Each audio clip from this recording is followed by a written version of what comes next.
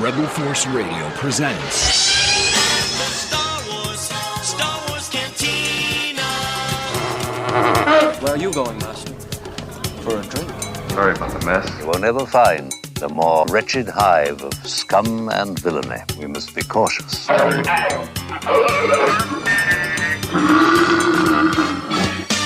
All right, it's Celebration Japan. We are honored to be joined by Luke Skywalker himself, Mark Hamill. How's it going, Mark? Pretty good. How's Japan treating you so far? Well, I love Japan. I went to high school here for 2 years because my father was in the Navy. So my junior and senior year, I went to Yokohama High. Wow. And can you speak Japanese at all? I spoke much better then when it was a necessity.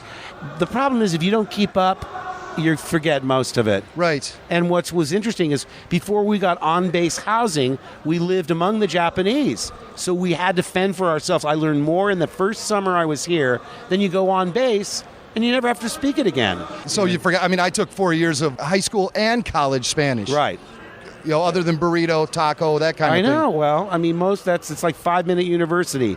That's the Father Guido Sarducci's 5-minute university where you learn in 5 minutes at his university what most graduates remember 20 years later. And this is Father Guido's Sarducci? Sarducci, yeah. Don Novello, who Yes. used to be on Saturday Night Live, and I did this series with him, animated series, and it's hysterical because basically, what do I remember from high school German? Wo ist die Bibliothek? So if I ever not need bad. to know where the library is, I'm good to go. So That's all. How are Japanese Star Wars fans different from other Star Wars fans all over the world? Well, it's overwhelming. Some of them are so close to, their emotions are so close to the surface, you know, they get really, I don't know. I mean, we've had girls weeping, even a couple of men, but I mean, real waterworks. Right. And I'm trying to remember because I'm thinking, I so don't take myself seriously. Okay. And I'm embarrassed because I'm not, believe me, I am not worthy, just like Wayne's World. But, you know, they're really genuine and they're really, it's moving, really, that it means so much to them. I've said it a lot over the weekend. The people here are so kind and friendly and, Right. and happy about what they're doing. I just want to take a little bit of that home with me to the States, you know, and I know. try to spread it around I a know. little We're bit. so cynical back home. Do you recall the first time you heard about auditions for Star Wars? Yeah, Robert Englund, who wound up playing Freddy Krueger, Yes. was a friend of mine. He says, have you been out for that movie that George Lucas is doing? I said, the American Graffiti guy? He said, yeah. And I said, no, what is it? He goes, it's some kind of like Flash Gordon thing. And he only told me about it after he knew he didn't get the part. Oh, of course. That's, yeah. Actors look after themselves first. But so I just went to a big cattle call. There was no script. I talked to George for 5 or 10 minutes. Brian De Palma was in the room also casting for Carrey. Right? And then I didn't hear anything for a couple of weeks, and then someone said, you're going to test, and they're going to send you the pages. But they sent me pages. They didn't send me the whole script. So I read the scene, and I said, well, this Han Solo guy, he must be the Flash Gordon character because he's the grown-up, and he's flying the ship. Okay. And I'm sort of like bugging him, and Right. I'm sort of an irritant, and I seem like a juvenile. So clearly, I'll be the sidekick to the star of the movie. Right. And then when I tested, it was Harris, and I knew him from American Graffiti, and I was desperate for George to give us some indication. Is this like parody? Is it Mel Brooks, or is it serious, or what? He just said, well, just do it, and we'll talk about it later. Right. That's his style, you know. Yeah, He just throws you out there. So I really didn't know it. The best decision I made is not to send up the material, do it as seriously as I could, which wasn't easy. You know, there was a line in the screen test that was never in the movie that I've never forgotten. I'll do it for you right now. Because we're driving in the Millennium Falcon. Right. And Harrison goes, all right, kid, you know, I've held up my part of the bargain now, blah, blah, blah. But he's saying that he was going to go back, that, you know, that the destination wasn't the right one, or it wasn't landable, or I don't know what reason. But he's turning back, and the line was, but we can't turn back. Fear is their greatest defense. I doubt if the actual security there is any greater than it was on Aquilai or Sullust, and what there is most likely directed towards a large-scale assault. You're ready for the audition again. I know. Well, I memorized that line almost like a Japanese person memorizes Jingle Bells by, where you don't really understand it. You Yes. just learn it. Because I thought, who talks like this? Because I had to break it down. Aquilai or Celis, what's that? Oh, that must be two planetoids or whatever. I mean, it made sense, but it just didn't flow the way people talk. Right. But again, I thought it's not for me to judge the material and send it up. Mm-hmm. I'll just try and be as serious as I can be, and then you know what happened. And of course, Harrison has that famous line, George, you can put the shit on paper, but you can't say it. Oh, we can say that? Yeah, okay. I forget if we're on broadcast or not. Yeah, he's really... I'll tell you the line he couldn't say, and it made us laugh so hard. And another thing, George won't print bloopers. I don't know why. He just doesn't... At least then he wouldn't. Because the scene where Harrison had to say, it'll take a few moments for the Navicomputer to calculate the coordinates. Yes. It'll take a few moments for the Navicomputer to calculate the coordinates. Now, we were driving... We shared a car.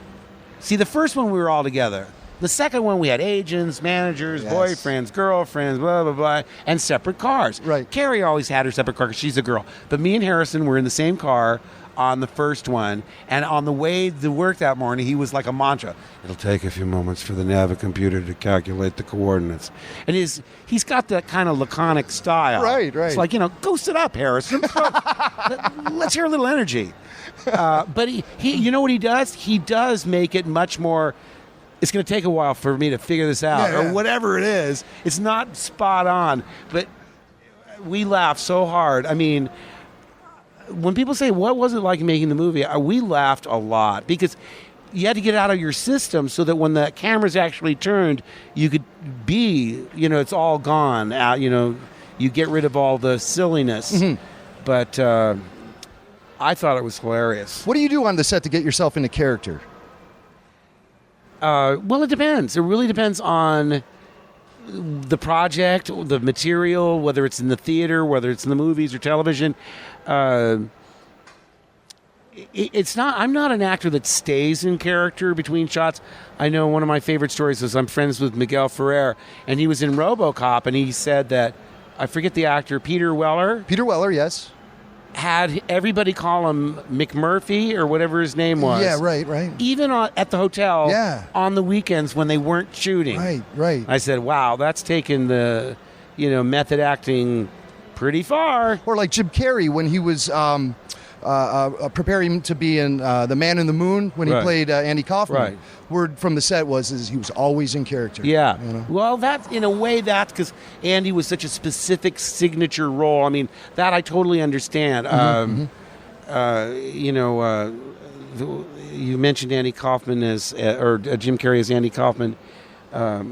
I've heard stories that, like for instance, on W.C. Fields and Me or something, the one where Rod Steiger played W.C. Fields, he pretty much stayed in character all the time, but he was a great exponent of method acting, where Rod Steiger goes away and he just stays W.C. Fields all the time. My only story that's similar to that is that when we were working with Yoda, it spread out through the crew, so everybody started talking that way. To the commissary you are going? Hungry are you? And eventually Frank said, could you please not talk like that, because I'm starting to do your version instead of keeping it pure my version. But it's very catchy. Yeah. That backwards talking. Backwards talking is fun, no? I have a bunch of friends in Chicago, and sometimes we'll get in jags where we do Harry Carey's voice all the time. Oh, sure. Hello, everybody. And we have to make ourselves stop. We have to stop ourselves. But, okay, so back when you were auditioning for Star Wars, weren't you locked in for a role on 8 is Enough? They did a pilot, but they changed 50% of the cast. Mm-hmm. They changed the director. It was just a wholesale change. I think it's very unfair of them in retrospect to say I left because Star Wars was so big, because it hadn't come out yet when they made that change. But, it's on the scheme of things, it's not that important. Well, you went, after you filmed the movie, you went out to San Diego to promote it at the San Diego Comic-Con before it was released. Any memories from that experience? Well, it was a con back east. It wasn't the San Diego con. I think it was somewhere, maybe Chicago. James Van Heist, I remember, that fan writer. He Okay. did, can't remember the name of his magazine. I went with Gary Kurtz. And listen, I was totally down with this thing. I mean, because I thought it's funny. It's like, it's fantasy, but with humor added. So science fiction was generally very serious. 2001 and Silent Running, and it was science fiction. It was serious, and I kept thinking, well, look, this isn't science fiction, really. We've got a farm boy and a wizard and a princess and a pirate. It's more like a fairy tale, and I hadn't even seen the connection between The Hidden Fortress, the Kurosawa film that it's largely modeled after. I hadn't seen that, so I said, basically, if this thing were set, instead of spaceships, we were in horse-drawn carriages. It could be in medieval England. It'd be the same story and the same humor, but don't get hung up on the fact that it's science fiction. And by the way, they were focus grouping, testing the title. Yes. And saying that 53% of women will not go see a film that has wars in the title. So we had a contest on the set. Rename this movie.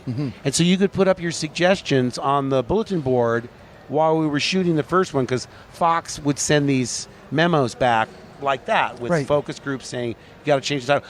How about this one? 12% think that Star Wars is the story of the breakup of Elizabeth Taylor and Richard Burton's marriage. Really? Now, Stuff that's like something that. I haven't heard anything like that So, before. but the thing is, we were trying to come. Everybody, I didn't even remember suggestions because nobody could come up with something that was better than Star Wars. And I was glad because I said, "What is better than that?" That's really, to me, I really love the title. Well, I'm glad But they would send memos like, "Could you put some pants on the Wookiee?" And they would send sketches like some lederhosen, with straps, and you're going, if that's what they're getting from the footage, we are in big, big, big trouble. All this work, and they're looking at the Wookiee's wiener, or the trying to Wookiee's find it. That's something that could be merchandise that hasn't been already. Some hot dogs It's called amazing. Wookiee wieners. Can you imagine? I mean, a major studio, and that's their comment. Because I used to go up to Robert Watts' office and read. I guess they had telex in those days. It wasn't, emails and all that. Of course. But he'd let me read through all this, for his eyes only, comments from the studio, and I still remember lederhosen for the Wookiee. Good Lord. Well, thank God it didn't go in that direction. Now, you're known as a fan of comic books. Right. And you've said consistently in the past, you believed before it was released that Star Wars was going to be a big hit. A lot of your compatriots from the set felt otherwise, right? Especially the British crew. Now, being a fan of comic books, did Star Wars appeal to your fanboy sensibilities in that way? Yeah. I mean, not only did it appeal to the comic book side of me, but the Ray Harryhausen side of me. All the stuff I loved as a kid seemed to be encompassed in this one picture. And it was a wonderful playground with all these toys. And by the way, I said it'll be a hit, but I meant like even if it tanks on its initial release, it's got Midnight Cult Movie written all over it, like Rocky Horror, because of the humor. Okay. I said I see college students, toking up their doobies, of course, and going down to the theater and watching this thing because to me it was hilarious. I mean, I had no idea that it would do what it did. Yeah. And even the very first day it opened, in other words, the day it opened, was May, whatever, in 77, that day that it opened, I was supposed to go down and dub the 35 millimeter print because the 70 millimeters were already out there. Okay. So I had a sound recording for the 35 millimeter print, and I said to the driver who picked me up, can we go by Grauman's Chinese to see where it's playing? They couldn't agree on a poster, so there was no poster. They stapled lobby cards up. There was no poster yet. And to my astonishment, there were lines around the block. Day one. In the day. Right. So I said, how could this be? And they said, well, it's probably you were on a good weekend. There was only one other thing opening. The movie by William Friedkin movie about transporting nitroglycerin. I forget the title. But in any case, I guess it was just a lot of things on our side that we see. May 25th in those days was a good 3 weeks before the big summer rush started. That's right. That set the tent pole earlier, and now it's gone back and back and back. But I couldn't believe my eyes because I said, how do these people know that I mean, why would so many people want to see it on the first day? And then, of course, word of mouth was tremendous, you know, and it just took off from there. And George relates a story very similar where he was at the Hamburger Hamlet on Hollywood Boulevard right across the street from Grauman's, and he looked out on May 25th, and he was sitting there. He said, "What's this big crowd for?" He had no idea. He was oblivious. Yeah. Well, he must have been eating lunch before we met up at the recording studio, because I was with him that day later. And I guess we were both bewildered by it. Yeah. Do you recall? But I also thought, I said, well, this is a quirky thing. Yeah. In 2 or 3 weeks, when all the big movies come out, Right. We better make all our money in those 3 weeks. Mm-hmm. Well, you know, little did you know that Right. it would stay in the theaters for pretty much consistently for a year. That's amazing. And then they'd re-release it every summer. So as kids, I was 8 years old when it was released, and So was I. and you said that Star Wars appealed to you as an adult because you found the humor to be rather campy. Right. And it appealed to you. And Well, to not me, campy, it was... because remember, campy is when you are sort of set. Batman's the TV is perfect example because they're doing it seriously for children, Exactly. but sending it up for adults because the adults were in on the joke. Right. I thought the humor was natural. It just seemed to me that having robots that were so more multifaceted in their personalities than even me, they're all running around, it's all your fault. I said, they're like Laurel and Hardy. They're hilarious. Yes. And I'm always so serious. I begged George, can't I get in on the joke a little bit? Can I laugh at what they're doing? No. You're just thinking about the princess. You're single-minded. He was much more controlling of the Luke character than I think any of the others. He was most insistent with me. And Carrey's a girl. She can kind of work it out herself. Mm-hmm. Harrison certainly has, he's so incredibly unique. But he got to change more, I think, Harrison, than I did. And I later went to him, I said, how do you do that? He goes, well, you know what your problem is? You go up to George and say, can I say this instead of that? Right. He goes, I wait till rehearsal, and in rehearsal, I'll spring the new line on him, and either he doesn't notice or he likes it better. But if I went up to him and let him think about it or say, can I do this? Odds are he'd say no. Yeah. Once he told me that, I did slip in a couple of things that were mine, but he was the master because he already worked with him on graffiti. How much of Harrison's personality came through Han Solo? I thought it was a revelation. I mean, to me, he was the most interesting of the human characters because he provided sort of a modern-day cynicism that counterbalanced the corniness. Yes. In other words, it made it all right for people, the cynics in the audience, to enjoy it because they related to him. Yes. Because he didn't take the Force seriously. He was in it for the money. So he was a modern voice. In fact, I think the newer ones, when I heard that Samuel Jackson was going to be in the new ones, I said, he's going to be the new Han Solo. Right. He's going to be I'm not going in that water. You go in that water. Yeah. I thought he'd be totally a mercenary and that great humor that he has. I didn't know they cast him as almost like a priest. Yes, right. And, one of the things that really, I think, distinguishes ours is that we did have that cynical modern voice. And the later ones were more classical in the sense that they didn't have that specific character that would send up the rest of it. Right, and that was something that was missing from the prequels. It was the real-world wariness that Han Solo brought to the scene that kind of made it relatable for us here on planet Earth, you know? Absolutely. I agree. What was it like to work in Tunisia? Well, that's where we did our the first bit of filming before we went back to England.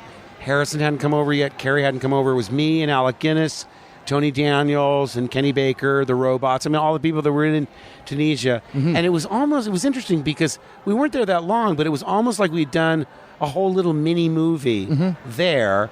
And it was sort of, it took a little readjustment to get used to going back to a studio and being in civilization. Because really, Tunisia is, we were following Jesus of Nazareth around. Oh, yeah, okay. I remember that. Okay, sure. and that they were filming because the terrain had pretty much remained unchanged since Jesus Christ was on Earth. Right. So it was a paradox, I think, for the locals because here we were in such third world conditions with robots and floating cars and laser guns.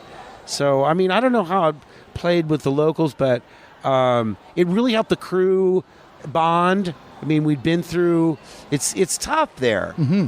You know that famous story. The reason Harrison shot that guy in Raiders, when the guy comes out with the big right, the classic moment. Yeah. The Arabian swordsman. Exactly. Is that like all of us? They shot that in Tunisia. Yes. He had gotten the I can't get far from the bathroom syndrome. Oh yeah. Okay. Okay. Okay. You're on. I get that on flights back from Mexico. There you go. So you know what we're talking about. Yes, here. I do. So, an actor with explosive diarrhea doesn't want to learn a stunt fight, because it's going to take 3 hours. It's choreography. Yeah. And Harrison, with the rumbly stomach, just looked at Steve and goes, "Can't I just shoot him?" And the light bulb went off. And to me, I think that's my favorite single moment in all of those movies. It's solid gold, and it really does a lot to establish the no BS attitude of Indiana Jones. Wonderful. Did you actually drink Aunt Beru's blue milk? And if you did, what did it taste like? You know what that was? Tell me. It was, there's a kind of milk that comes in a carton that I forget what it's called, long life. In other words, it doesn't need to be refrigerated. So you could take it out to the desert. I think I've seen that stuff back in my trips to Mexico. Exactly. Again. Well, they add whatever they add to it, I don't know, Caro syrup, whatever it is. Right. I'm not really a huge milk fan anyway. Uh-huh. And this stuff had a sweet, almost gag you quality to it. But I thought, I love things like that, blue milk. So I said, if there's going to be blue milk, I'm going to drink it on camera. Heck yeah. And so I kind of could fake it where you get some in your mouth and make a bigger swallow than's justified.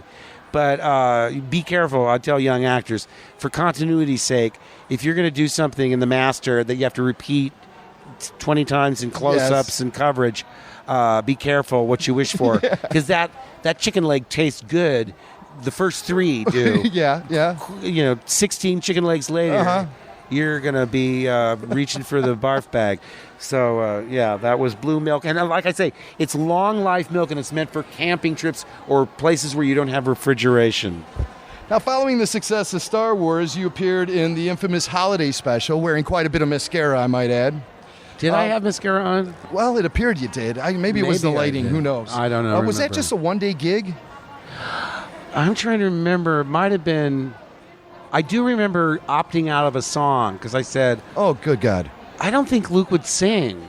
And Carrey has a good voice. I mean, she was going to sing anyway, but I don't want to bring up bad family, dirty linen, but I refused to do it. I read it and I said, I'm not doing this. Yeah, right.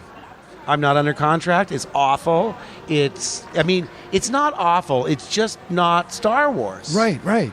So I don't care. I love the Jefferson Starship. I love Beatrice Arthur and Art Carney. But what the heck does that have to do with our movie? And so I refused. Yes. And that's when I got a phone call, not from one assistant, from George himself, saying, please do this. And I said, well, why are you doing this? And he said, because there's such a great demand for toys, and the toys aren't ready for Christmas. I see. There are no toys. That's why, remember those chits they gave out? Of course I do. You had to get the figures. Absolutely, and all that? yes. He said, this is a personal favor to me because just to keep it fresh and keep it alive for, to reassure the merchandisers, to reassure 20th Century Fox. But he was giving me all these reasons, and I thought, well, since he personally called me, I'll do it. But them knowing that I wasn't real happy with what they came up with, my participation was fairly minimal. Yeah. I don't think I humiliated myself too much, but I haven't seen it since. I never saw it. No. I didn't watch it on TV, and I've never seen it. Okay. So I should probably, because I don't know. I mean, if it's really, really horrible, because I don't want to be just mediocre. I want to be horrible. Like, I want to be in the worst movie ever. I want to be in Plan 9 from Outer Space. Yeah, you got to watch this holiday special then. Because, is it close? Oh, yeah. I mean, let me just say, have your remote control ready to fast forward at certain scenes. Because, as much as I love Star Wars and everything, that thing was just not entertaining at all. Oh, wow. But it does have a campy, kitschy value these days. I guess. And there's a website called rifftracks.com. It's produced by the guys who did Mystery Science Theater 3000. Right. And they did an audio track commentary to it that you can listen on your iPod. Oh, I'd love that. That's the way to watch this thing. I'll bet. Yeah, so there you go. Free plug for rifftracks.com. Plus, it was way long. I mean, it was like a 2-hour special. Oh, it was sick. It was sick. I just find it interesting considering your previous connection with 8 is Enough, however thin it was. But the character of Lumpy in the show, Chewbacca's son, Lumpy, looked remarkably like Adam Rich, who played Nicholas on 8 is Enough. Wow. See, I see. Oh, that was one of the kids I didn't work with. The kid that played that part in the pilot, like myself, like the director and half the family, 4 siblings. Right. The director, the person who played the father. Yes. All changed. So, first of all, I don't remember Lumpy, Chewbacca's son. No. And I've seen Adam Rich, but I can't conjure up a picture of him because I never worked with him. You also voiced the Joker in the great Batman animated series. For 12 years. Have you seen any of the footage of Heath Ledger, and what do you think of that? Look, their mandate was to reinvent those characters for a modern movie audience, and making him almost like this Clockwork Orange psycho junkie is a brilliant way to go. So the footage I've seen, it's just marvelous. I just think he's going to be great. But you have to keep in mind, our mandate was much different. It was a cartoon for children. I couldn't kill people. I couldn't kidnap people. It was, G, not even... Oh, but it was great. I mean, Batman fans everywhere love that. What I'm saying is, I was satisfied because, to me, somebody who loved the Batman comics, I thought that was the closest thing to the spirit of the actual comic books. So my Joker is really old school. Yeah. Really theatrical, totally into the Harlequin aspect of things, and, just the way Christopher Nolan has done so well. I mean, Batman Begins is like one of my favorite superhero movies of all time. Absolutely. I'm sure this new one will be great too. Yeah, unfortunately, haven't had a chance to see it being out here in Japan, and it just was released this week. So to answer your question, yes. I love the footage I saw of Heath Ledger, but he's exactly my son's age, and I didn't know him, but I'm just so melancholy over the fact that it's a posthumous performance now. Just shocking to me. What projects are you working on right now? What's going on with the Black Pearl movie? Well, we finally got our financing in place. Yes. We're going to be starting pre-production in the fall. The real goal is to make sure our 8-week shoot is before Christmas. If it gets pushed, they don't like doing splits where you do half before Christmas and half. I don't, knock on wood, but hopefully it won't get pushed. But it's been so frustrating because you get it's taken years and years and years and years because I want to direct it. Yeah, and I've only directed the movie, so it's that old catch-22. Well, what's his track record? How do I get a track record if you won't let me direct? So I wrote it to be enhanced by a low budget rather than hurt by it, for the very reason that they might go ahead and say, well, it's only $8 million. It's not $80 million, right. So let's let them do it. But it's taken a long time because it's not formulaic. It's really an anti-comic book movie. It's about a disturbed individual who thinks he can do in real life what only works well in comic books. And it's a disaster. It's closer to Fargo, where a guy makes a bad decision and his life becomes unraveled, than it is to a traditional comic book movie. But it's the one thing that's... I'm telling you, you've got to have something in life that excites you to keep your forward momentum going. And this is sort of like become semi-obsessive on my part. I want to do it so badly. And in the meantime, I'm on lots of animated series. I'm Turtle on Winnie the Pooh. I'm on this new series called Zafranc, which is I love it because it's Disney doing funny. And Disney cartoons aren't as funny as Looney Tunes in my estimation, although Donald Duck and Goofy were hilarious. Mickey wasn't that funny to me. But I love Disney going back to its roots, and they're shorts. They're like each show is like 2 9-minute cartoons. So, I mean, they don't have to take up a whole half-hour storyline. And I'm working with Rob Paulson, who I adore. He was on Time Squad with me. He's one of the nicest men in show business, and he's brilliant. I mean, he was on Animaniacs. He's incredibly versatile, and he plays this little French Chihuahua who has a cooking show, and I'm the sort of Oscar Madison slobby cat who next door, whose goal is to steal his food. You don't get more basic than that. It's like puppet show mentality. Oh, man, we look forward to seeing that. Last question. Knowing what you know about Star Wars now, would you do it all over again? Well, that's a road not taken question. I always find it hard to answer because if you leave my family out of it, I'd say, I'd not do it just to see what happens. Right. But I think it's somehow tied to how I met my wife. And if I hadn't met her, I wouldn't have had the children I had. And so no regrets. It's hard. It's a hypothetical I can't really get my mind around because, they asked George Harrison, what's it like being in the Beatles? He said, what's it like not being in the Beatles?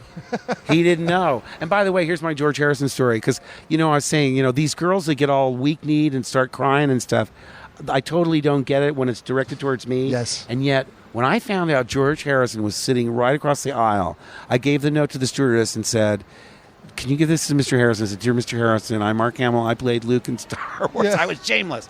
But I said, I'd really love to meet you. And she came back and she said, he'd be happy to meet you. So come right now. So I go over there, and he's sitting in first class. And, like I say, he's across from me.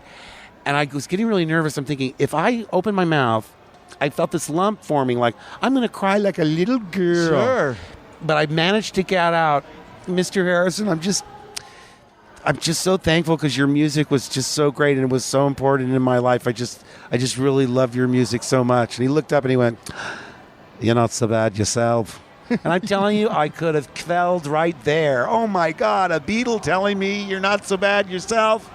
Next time we talk, I'll tell you my Ringo story. Oh, I'd love to hear it. All But, right. you know what? That's They a want you up on cliffhanger. stage here. I'll walk All you over there. We can walk and talk, right? All right. But, that's, obviously George I Harrison's. need my jacket. We need. Where is your jacket?